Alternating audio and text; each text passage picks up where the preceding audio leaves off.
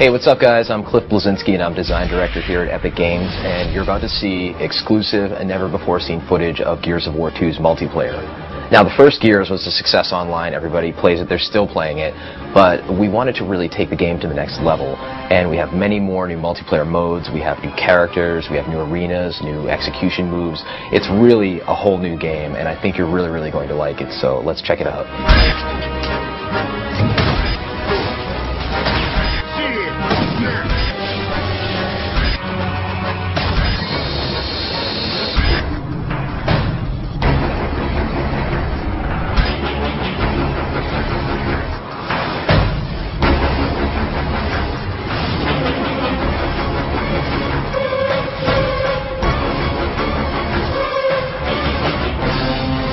Locations you're going to see on this exclusive video are going to be River, Security, and Gridlock.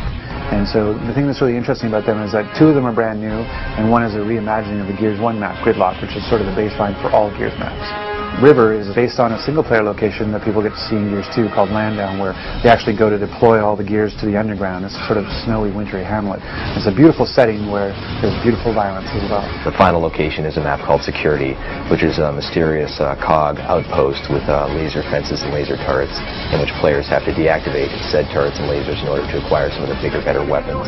It's visually compelling, and I think it represents a nice cross-section of the multiplayer experience of Gears 2.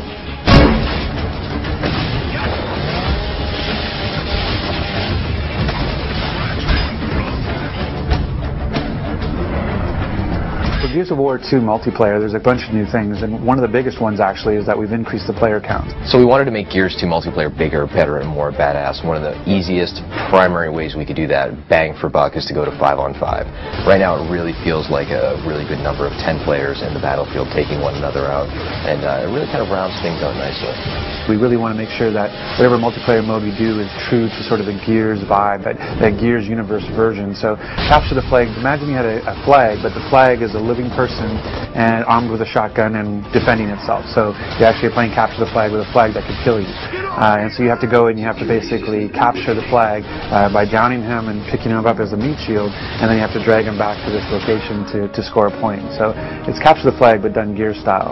So another mode that we're showing is again sort of a reimagining of a known style, which is the Wingman, where it's you and a partner playing against everybody else. We used to call it 2v2, v2, v2, v2. The fact that Gears is really all about co-op is that it didn't feel right to have this sort of just last man standing kind of gameplay. It didn't resonate in our world. So when we looked at how we'd want to have that kind of gameplay, it really felt more like it had to be sort of a co-op experience. The third mode that you'll get to see in this exclusive video is something we call Guardian. And really what it is it's Assassination 2.0, where Assassination was a mode we had in Gears 1, and that we actually fixed it or tweaked it a little bit in a title update to try to make it more fun. And we added the restriction that you had to execute the leader to kind of add to the assassination feel. But even then we felt like we could do more and said, what if the leader was the reason you're able to respawn? So as long as the leader is alive, your teammates can respawn, but as soon as the leader dies, then it's basically like Warzone. As soon as you die, you're out. By just making that simple little change, we were able to kind of create this whole new sort of feel to Guardian.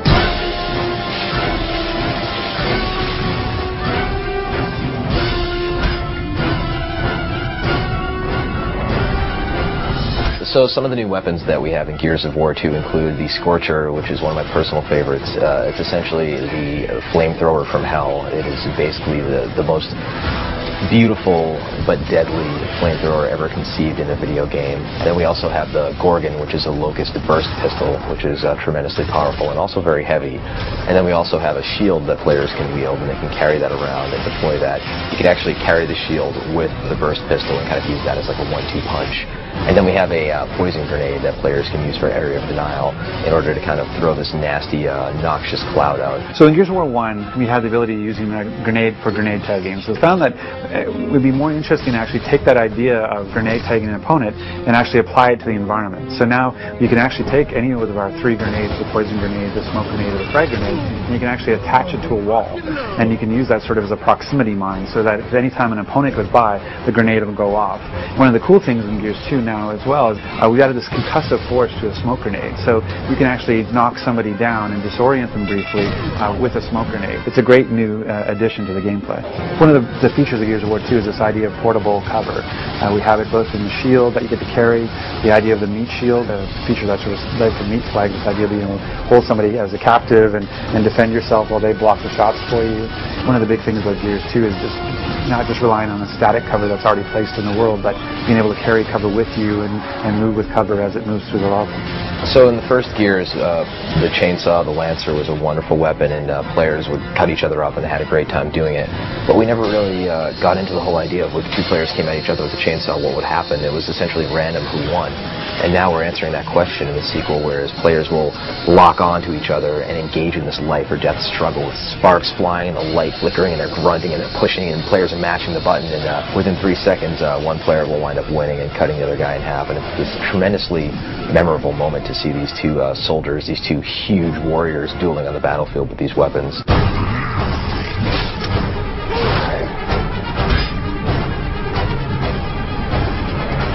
In Gears 2, when you knock somebody down but not out, first of all, they can try and crawl away from you. But if you do happen to get a hold of your enemy, you can first take them hostage, which is called meatbagging them, so you're kind of holding them as a human hostage, human shield. You can also finish them off by then breaking the character's neck and dropping them on the ground. Or if you want to, while the foe is crawling away, you can hit the Y button to do an execution. And there's all sorts of crazy ones, from using the long-shot sniper rifle like a sledgehammer, to using the Torfo to popping the enemy's head off, to climbing on top of them and just beating the crap out of them. So there's just tons of them there this time around, and they're a great way to finish off the round and get your buddies cheering on Xbox Live. So in Gears 1, we found that a lot of players felt that evading towards their foes, rolling essentially, and shotgunning at the end of that evade was an effective technique. And that really wasn't the game that we envisioned. So we hooked in this idea of stopping power, whereas players get shot and actually will slow down progressively with more bullets, so that players can no longer just run blindly at each other, gladiator style. They actually have to be a little bit more tricky and use the cover system and flank and deal with suppressing fire from their buddies in order to really earn their kills this time around. Gears 2 is bigger, better, and more badass, and the multiplayer most certainly shows that. We have amazing new game modes. We're shipping with at least 7. We have great new multiplayer arenas. We have nasty new weapons, grisly new executions, a larger scale of the multiplayer, and I think players are going to be pleasantly surprised with the complete package that we're delivering for them.